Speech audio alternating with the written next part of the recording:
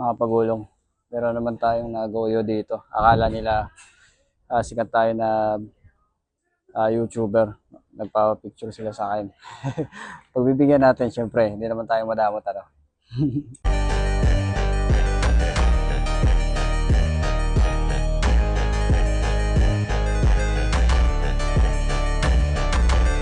So, ayan mga kapagulong.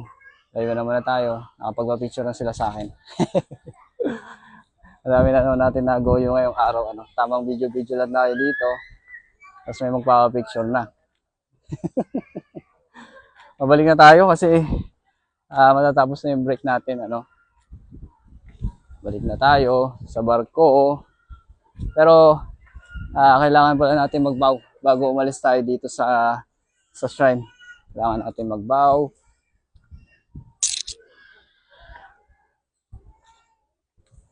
Balik na tayo sa barko. Yung init dito, pumapantay na rin sa init sa Pilipinas, ano? Grabe.